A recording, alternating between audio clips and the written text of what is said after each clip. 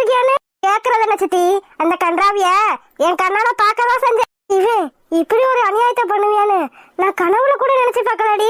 எனக்குதான் சித்தி தெரியல. எனக்கு இப்படிலாம் நடக்கணும் அப்பவே தெரியும். அந்த துளசி பிள்ளை ஆத்தோட ஆத்தா போய் முழுசா இன்னும் ஒரு நாள் கூட ஆகல. ஆனா இந்த இடவட்ட பையன் பாத்தியா, அடுத்த நாளே தங்கச்சியை கரெக்ட் பண்ணி கல்யாணம் பண்ணிட்டு வந்து நின்றுட்டு இருக்கா. இது என்னடி கொடுமை? இப்படி எல்லாம் நடந்து எந்த ஊர்ல நான் பார்த்தது இல்லடி. அந்த பிள்ளைய காணா அவ அப்ப ஒரு பக்கம் அழுதுகிட்டு கிடைக்கியா, இவ என்னடானா புருஷன் தேடி வந்து இங்க நின்றுட்டு இருக்கா. இந்த கொடுமை எந்த ஊர்ல நடந்தது இல்லடி. எந்த ஊர்லயும் நடந்தது இல்ல சித்தி. ஆனா இந்த ஊர்லதான் நடக்குது. கன்றாவியெல்லாம் நம்ம பாக்கணும்னு நம்ம தலையில எழுதி இருக்கா என்ன? அந்த துளசி பிள்ளை இந்நேரம் உயிரோட இருக்கோ இல்லையோ என்ன ஏதுன்னு ஒன்னும் தெரியல. அந்த பிள்ளை காணாம போய் முழுசா ஒரு நாள் கூட ஆகல. அதுக்குள்ள இவங்க 2 பேரும் பண்ண கூத்த பத்தியா, தாலியும் கழுத்துமா வந்து நின்றுட்டு இருக்காங்க. பாவண்டி அந்த பிள்ளை ஆத்தா இல்லாம எவ்வளவு கஷ்டப்பட்டிருக்கோம். கடைசியில இப்படி அல்பாயுசுல போய் சேர்ந்துருச்சு. இப்படி சொல்லாத சித்தி. ஒருவேளை எங்கிட்டாவது கரை ஒதுங்கி உயிரோட இருக்கோ என்னமோ. ஐயோ நீ வேற அப்படி உயிரோட கண்டு இருந்துச்சுன்னு வச்சுக்க, இந்த கொடுமையெல்லாம் அந்த பிள்ளையால தாங்கிக்கிறவே முடியாதுடி. அவன் சித்தி அந்த துளசி பிள்ளை லவ் பண்றேன்னு ஏமாத்தி கடைசியில அந்த பிள்ளையோட சொத்து பத்தெல்லாம் எழுதி வாங்கிக்கிட்டு அந்த பிள்ளையோட ஆத்தோட ஆத்தா அனுப்பி வச்சுட்டாங்க. எனக்கு தெரிஞ்சு எல்லாமே இவங்களோட பிளானா இருக்குமோ. எப்படி சொல்ற? சொத்தெல்லாம் எழுதி வாங்கிக்கிட்டாங்களா? ஐயோ ஆமா, இந்த விஷயம்ல உனக்கு தெரியாதா? அந்த பிள்ளைகிட்ட பேசி எப்படியோ ஏமாத்தி சொத்து பத்தெல்லாம் இவங்களுக்கு பாதி அவங்களுக்கு பாதின்னு எழுதி வாங்கிக்கிட்டாங்க. இந்த விஷயம் உனக்கு தெரியாதா? ஐயோ ஆத்தி, இதெல்லாம நடந்திருக்கு. இந்த விஷயம் எனக்கு தெரியாமலாடி போச்சு. ஆத்தியா சித்தி, அந்த பிள்ளை சொத்தை எழுதி வாங்கல மறுநாளே ஆத்தோட ஆத்தா அடைச்சிட்டு போயிருச்சு. அப்ப இதுல என்ன விஷயம் இருக்கு உனக்கு புரியுதா? ஐயோ ஆத்தே, ஆமாடி நீ சொன்ன மாதிரி சொத்தை எழுதி வாங்கின மறுநாளா எப்படி ஆத்தோட ஆத்தா அந்த பிள்ளை அடைச்சிட்டு போகும்? இது என்னடி கொலகார குடும்பமா இருக்கும் போல. கொலகார குடும்பம் தான் சித்தி. ஏன் கேக்குற? ஏன் இவ்வளவு நாள் நல்லா அந்த பிள்ளைக்கு திடீர்னு சொத்தை எழுதி கொடுத்த மறுநாளே ஏன் இப்படி ஆகணும்? இதுல இருந்தே தெரிய வேணாம், நமக்கு மட்டும் இல்ல ஊருக்குள்ள எல்லாருக்கும் சந்தேகம் வந்திருக்கும். நீ சொன்ன மாதிரி இது கொலகார குடும்பம் தான் சித்தி. சொத்துக்காக எதை வேணா பண்ணுவாங்க போல. ஆத்தாடி ஆத்தே, இனிமே இவங்க கிட்ட கொஞ்சம் ஜாக்கிரதையா தான் இருக்கணும் போலயே. ஆமா சித்தி, இனிமே பேச்சுவார்த்தையெல்லாம் அளவோட வச்சுக்கணும். இல்லன்னு வச்சுக்க நமக்கும் இந்த நிலைமை தான். ஏன் இப்படி கவலைப்படுறீங்க? அழுகாதீங்க. பெரிய மனுஷன் இப்படி எல்லாம் அழுகலாமா? பாத்தேலம்மா நீ என்ன கூத்து பண்ணி வச்சிருக்கான்னு. அந்த பிள்ளை ஆத்தோட ஆத்தா போய் இன்னும் முழுசா ஒரு நாள் ஆகல. அதுக்குள்ள அந்த ரோகிணி பிள்ளைய கல்யாணம் பண்ணிக்கிட்டு வந்து நிக்கிறானு. இப்ப நான் அவளோட அப்பாக்கு என்னத்த சொல்றது? ஏன் நீங்க எதுக்கு கவலைப்படுறீங்க? அதான் அம்மா கூட இருந்துதானே எல்லா விஷயமும் நடந்திருக்கு. கவலைப்படாதீங்க, எல்லாத்தையும் அம்மா பாத்துக்கிருவாங்க. டேய் மணி, அவ்வளோ ஒரு பொம்பளையாடா, என்ன காரியம் பண்ணி வச்சிருக்கான்னு பாத்தியா? அந்த பிள்ளையோட உடம்பு கூட கிடைக்குமா கிடைக்காதான்னு தெரியல. ஆனா அதுக்குள்ள இவன் இப்படி ஒரு கூத்த பண்ணி வச்சிருக்கானே, அதுக்கு உடந்தையா இவ்வளவு சேர்ந்து இருந்திருக்காளேடா. என்னடா பண்றது நானு? ஐயா உங்களால என்ன பண்ண முடியும்? இதுல உங்களுக்கு எந்த சம்பந்தமும் இல்லன்றப்போ நீங்க எதுக்காக வருத்தப்பட்டு இருக்கீங்க? வருத்தப்படாம என்ன மணி பண்ண சொல்றேன்? பாத்தியா எவ்வளவு பெரிய காரியத்தை பண்ணி வச்சிருக்கான்னு. இந்த பிள்ளையோட பாவம் நம்மள சும்மா விடுமா? நான் நினைச்சேன் ஆத்தாடும் மகனும் கூடி பேசிட்டு இருந்தப்பவே நினைச்சேன் இப்படி எல்லாம் ஏதோ ஒண்ணு நடக்க போகுது. ஆமா, என்கிட்ட சொன்னதுக்கு விடுங்க பாவம் அப்படிலாம் இல்லன்னு சொல்லிட்டான். ஆனா இப்பதானே தெரியுது என்னென்ன பிரச்சனை வரப்போகுதோ தெரியலையே மணி. வேடிக்கை பார்த்துட்டு இருக்கீங்க? சீக்கிரமா போய் ஆர்த்தி தட்டி எடுத்துட்டு வாங்க. அப்படித்தானே ஆர்த்தி எடுக்க முடியும். ஆமா, நான் பிள்ளைங்க அழகுல பார்த்து அப்படியே நின்னுட்டேன். இருங்க நான் போய் ஆர்த்தி எடுத்துட்டு வரேன். விஷ்ணு, வீட்டுக்குள்ள யாராவது கால் எடுத்து வச்சிங்க, காலை கண்ட திண்டமா வெட்டி போட்டுருவேன். ஏண்டா பரதேசி நாயே, உனக்கெல்லாம் அறிவில்ல? தோத்த தானே திங்கிற, இல்ல வேற எதையாவது திங்கிறியா? விஷ்ணு, என்னங்க இது? உங்க தம்பி இப்படிலாம் பேசிட்டு இருக்காரு, நீங்க கோபப்படாம நின்னுட்டு இருக்கீங்க. அவரே அப்படி பேசும்போது நீங்க பேசுறல என்ன தப்பு? தைரியமா பேசுங்க. தோத்த திங்கிறியா வேற எதையாவது திங்கிறான்னு கேக்குறாரு. இவருக்கு நம்மள கேக்குறதுக்கு என்ன உரிமை இருக்கு? நீங்க தைரியமா பேசுங்க. உனக்கு என்னடா பிரச்சனை? கேக்குறதுக்கு உனக்கு வெக்கமா இல்ல? பாவம் அந்த பொண்ணு ஆத்தோட ஆத்தா போய் இன்னும் ஒரு நாள் கூட முழுசா ஆகல. அதுக்குள்ள சி நீ எல்லாம் ஒரு ஆம்பளை. லவ் பண்றேன்னு வெக்கவே இல்லாம அந்த பொண்ணு பின்னாடி சுத்திட்டு தெரிஞ்சியடா. இப்ப அந்த பொண்ணு உயிரோட இல்லைன்னு தெரிஞ்சதும் அடுத்த பொண்ணை போய் தேடி கல்யாணம் பண்ணிட்டு வந்திருக்க. உனக்கு அசிங்கமா இல்ல? மூடு. தம்பி என்ன பேசிட்டு இருக்கீங்க? அவரு உங்களோட வயசுல மூத்தவரு, கொஞ்சமாவது மரியாதை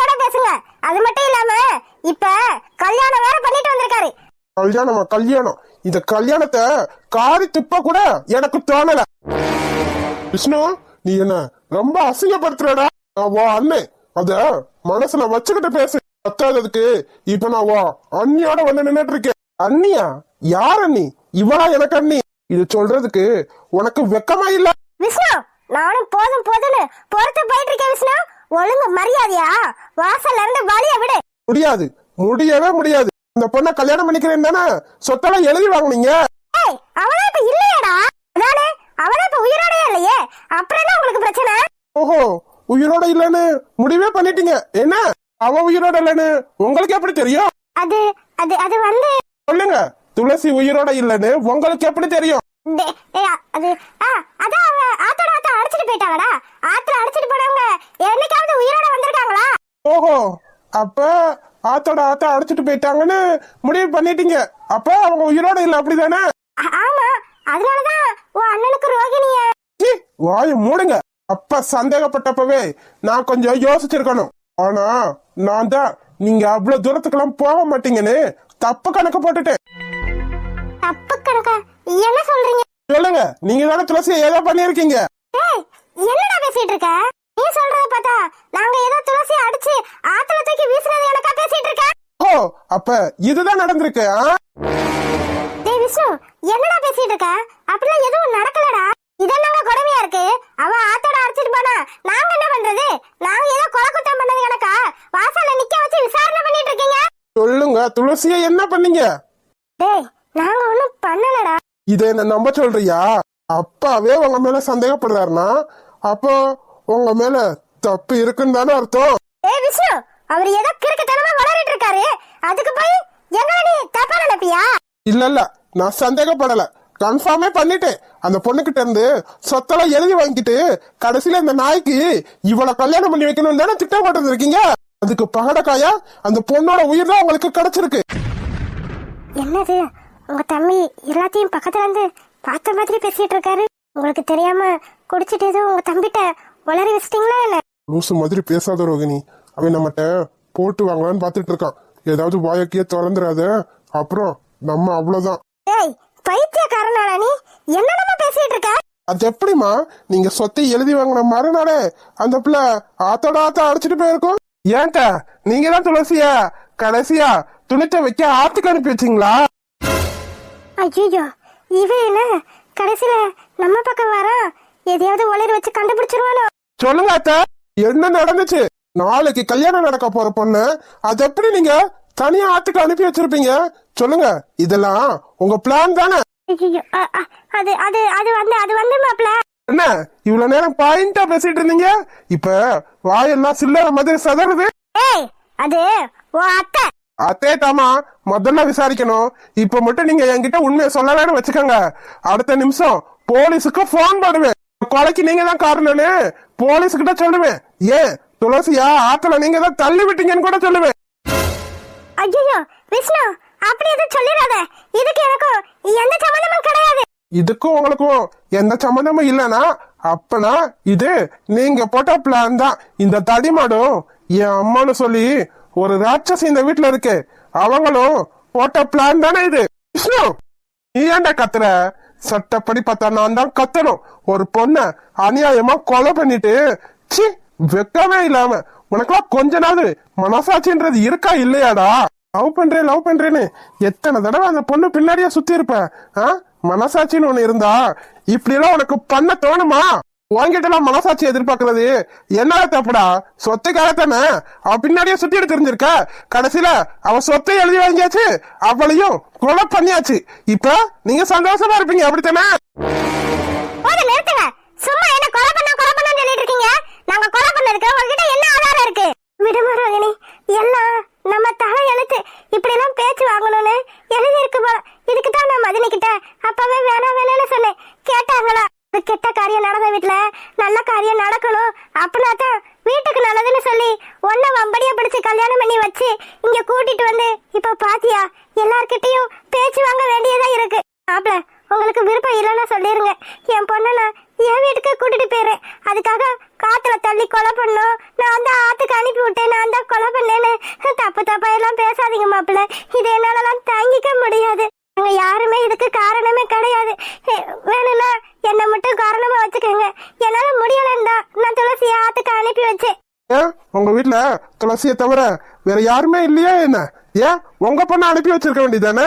ஐயோ மாப்பிள்ள, அவளுக்கும் உடம்பு சரியில்லை. எது உடம்பு சரியில்லையா?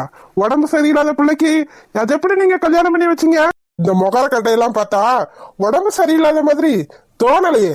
நல்லா மேக்கப் போட்டு பவுடர்லாம் பூசி அப்பி கல்யாணத்துக்கு ரெடியான மாதிரியே வந்திருக்காளே.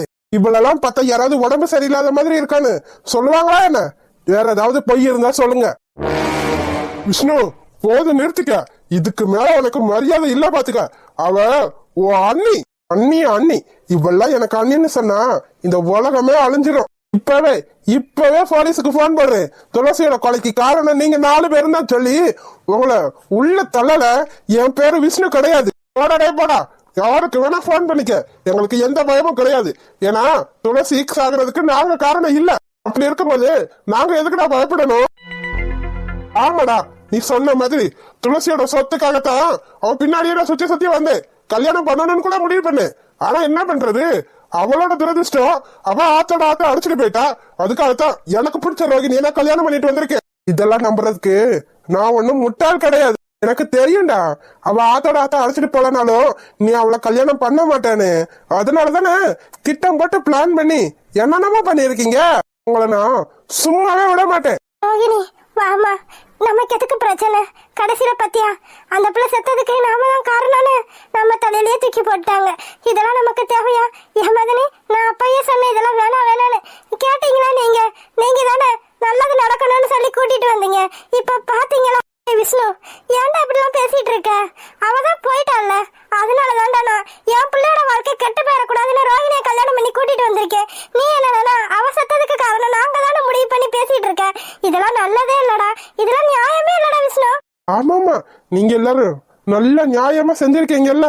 அவ சொத்தை எழுதி வாங்கிக்கிட்டு அவளையே கடைசியில காணப்பணமா கேட்டீங்கல்ல.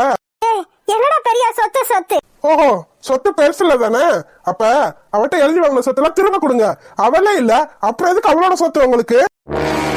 என்னங்க இது, உங்க தம்பி இப்படிலாம் பேசிட்டு இருக்காரு? விட்டா சொத்தை பூரா திருப்பி எழுதி வாங்கிடுவாரு போல. நீ எதுக்கும் பயப்படாத, அதெல்லாம் எல்லாம் நம்ம பேருக்கு மாறிடுச்சு. இனிமே எந்த பிரச்சனையும் இல்ல. ஏன் அந்த செத்து போன துளசிய வந்து கேட்டாலும் அவளுக்கு கொடுக்கணும்னு எந்த அவசியமும் இல்ல. ஐயோ, இவங்க எதுக்காக இப்போ இங்க வந்திருக்காங்க? ஏய் கதிரு, என்ன காரியம் பண்ணி வச்சிருக்க நீ? மாமா, இப்போ என்ன ஆயிப்போச்சுன்னு அவனை கத்திட்டு இருக்கீங்க. என்ன ஆயிப்போச்சா? மாப்பிள்ளையா இருந்தா இப்படித்தான் பேசுவியா? மாமா, என்னடா கதிரு, ஏன்டா இப்படி பண்ண? உன்னவ உயிருக்குயிரா காதலிச்சாலேடா. எப்படா உனக்கு இப்படிலாம் பண்றதுக்கு மனசு வந்துச்சு? தெரியுமா, இல்லாதவளை பத்தி பேசி இப்போ என்ன ஆக போகுது? என்னடா நீ இப்படி பேசிட்டு இருக்க? அவ உன்ன உயிருக்குயிரா காதலிச்சால, நீ தானே காதலிச்ச? அவ ஆத்தோட ஆத்த அடிச்சிட்டு போய் அடுத்த நாளே இப்படி காரியத்தை பண்ணி வந்து நின்னுட்டு இருக்க. என்னடா இது? என்ன இது? பெரியப்பா, எனக்கு ரோகிணிய பிடிச்சிருந்துச்சு. அதான் சொல்றதுக்கு உனக்கு வெக்கமா இல்ல? ஏன்டா ஏன் இப்படிலாம் பண்ணிட்டு இருக்க? அவ போயிட்டான்னு நீ எப்படா முடிவு பண்ணலாம்? அவளை நீ தேட கூட இல்ல. எப்படி ஆச்சு என்ன ஆச்சுன்னு கூட நீ விசாரிக்க கூட இல்ல. அவ இல்லன்னு நீ அவ்வளவு ஈஸியா எப்படா முடிவு பண்ணலாம்? ஒருவேளை உயிரோட வந்துட்டா என்னடா பண்ணுவ? உன்னை நம்பி தானடா என் மாமா எல்லாத்தையும் பாத்துக்கிடுவாருன்னு உன்னை நம்பி தானடா எல்லாத்தையும் எழுதி கொடுத்தா. ஆனா நீ என்னடானா அவ காணாம போன அடுத்த நாளே அடுத்த பிள்ளைய கல்யாணம் பண்ணிட்டு வந்து நின்னுட்டு இருக்கே. என்னடா இது? ஏன்டா இப்படிலாம் பண்ண? சும்மா நிறுத்தல பெரியம்மா. சொத்தை எழுதி கொடுத்தான்னு சொத்தை எழுதி கொடுத்துட்டாதான் போய் சேர்ந்துட்டான்ல. என்னடா இப்படி பேசிட்டு இருக்க நீ? நீ இப்படிலாம் கூட பேசவே இல்லை. ஏன்டி பேச மாட்டான்? ஏன் பேச மாட்டான்? எல்லா சொத்தையும் எழுதி வாங்கிட்டு வீட ஒளிஞ்சிச்சுன்னு விட்டுருப்பான். அதான் இப்படி எல்லாம் பேசிட்டு இருக்கான். பெரியப்பா, இவங்கதான் எல்லாரும் சேர்ந்து துளசியை ஏதோ பண்ணிருப்பாங்கன்னு எனக்கு தோணுது பெரியப்பா. எதுக்கு இப்போ அவன சத்தம் போடுற? அவன் சொல்றதுல எதுவும் தப்பு இல்லையே. ஐயோ மாமா, ஒரு சின்ன பையன் ஏதாவது பேசிட்டு இருப்பான். நான் தான் அவசரம் நடந்த வீட்டுல ஏதாவது நல்லது நடக்கணும்னு 2 பேருக்கு கல்யாணம் பண்ணி வச்சேன். இப்போ அதனால என்ன பிரச்சனை? அக்காவை கல்யாணம் பண்றதுக்கு மேல தங்கச்சியை கல்யாணம் பண்ணிருக்கான். இது என்ன ஒரே வீட்டுல தானே கல்யாணம் பண்ணிருக்கான்? வேற யார் வீட்லயும் கூட்டிட்டு வந்து கல்யாணம் பண்ணி வச்சேன்? அருந்ததி, இதெல்லாம் தப்பா அருந்ததி. செத்து போன பிள்ளைன்னு நினைச்சிட்டு இருக்கீங்க. நாளைக்கே உயிரோட வந்துச்சுன்னா அந்த பிள்ளையோட வாழ்க்கைக்கு என்ன ஆதாரம் இருக்கு? சொத்தையும் நீங்க எழுதி வாங்கிட்டீங்க. இப்போ அந்த பிள்ளை உயிரோட வந்தா அனாதையா தானே நிக்கணும். அதெல்லாம் அவ உயிரோட வந்தா பாத்துக்கலாம்க்கா. இது என் பிள்ளையோட வாழ்க்கை, நீங்க இதுல தலையிடாதீங்க. என்னது உன் பிள்ளையோட வாழ்க்கையா? ஆமா, இது என் புள்ள கதிரோட வாழ்க்கை. இதுல நீங்க அனாவசியமா தலையிடாதீங்க, அவ்வளவுதான் நான் சொல்லுவேன். என்ன இருந்தது நீ இப்படி பேசிட்டு இருக்க? என்னைக்காவது நாங்க உங்க பிள்ளை வேற எங்க பிள்ளைன்னு வேறன்னு நினைச்சு பாத்திருக்கோமா என்ன? உனக்கு எந்த பிள்ளடி இருக்கு? உன் பிள்ளை வேற அவங்க பிள்ளை வேறன்னு நினைக்கிறதுக்கு? நல்ல வேளை இந்த அத்தை கேள்வி வந்துருச்சு. இனிமே நமக்கு தான் சப்போர்ட் பண்ணும். இனிமே யாராலையும் எதுவும் இங்க பேச முடியாது. என்னடா அம்மா? என்ன அம்மா? உங்களுக்கு புள்ளன்னு ஒண்ணு இருந்தா தானடா உங்க பிள்ளைய அவங்க பிள்ளைய நினைக்கிறதுக்கு. அவங்களுக்கு பிள்ளை இருக்கு, நீங்க உங்க பிள்ளையத்தான் நினைச்சாகணும். அதத்தாம சொல்லிட்டு இருக்கோம். எதுக்காக இவ இப்படி பண்ணிட்டு வந்து நின்னுட்டு இருக்கான்னு நீ கேளு. அவன் பண்ணதுல என்னடா தப்பு இருக்கு? ஆத்துல போனவ ஆத்தோட போயிட்டாளா இல்ல உயிரோட இருக்காளா? யாரு கண்டது? அவன் பண்ணதுல எந்த தப்பும் இல்ல.